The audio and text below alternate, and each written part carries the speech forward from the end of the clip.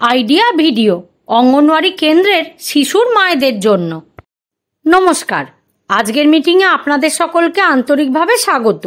আশা করি গত সপ্তাহের সুষম খাদ্য এই বিষয়ে ভিডিওটিতে দেওয়া তথ্য এবং বয়স অনুযায়ী দেওয়া কর্মপত্র এই বিষয়ে নিজেদের দলে আলোচনা করে এই কার্যকলাপটি শিশুদের সাথে অবশ্যই করেছেন।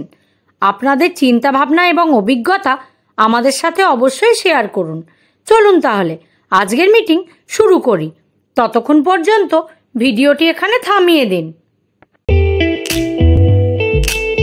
চলুন এবার আগের একটি কার্যকলাপ করি, যার নাম কিছু করে দেখি। সকল মায়েরা মেঝেতে বসবেন। প্রত্যেক মায়ের সামনে কাগজের গ্লাস বা কাপ এবং অর্ধেক ভর্তি জলের বোতল রাখা থাকবে।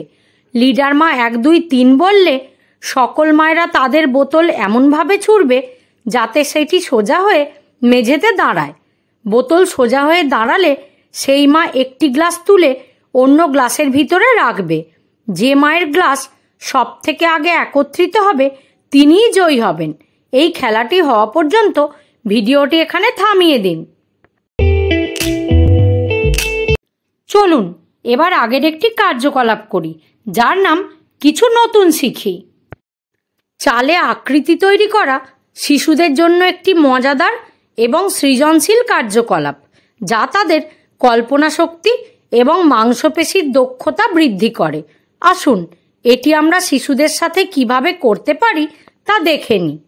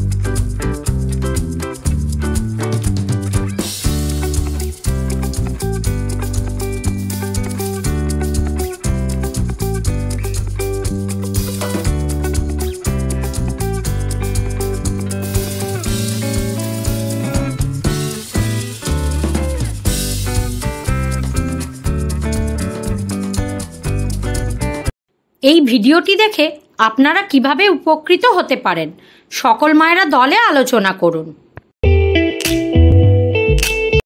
চলুন এবার আগের একটি কার্যকলাপ করি, যার নাম বাড়ি গিয়ে শিশুকে করান। বাড়িতে মজাদার খেলা 1।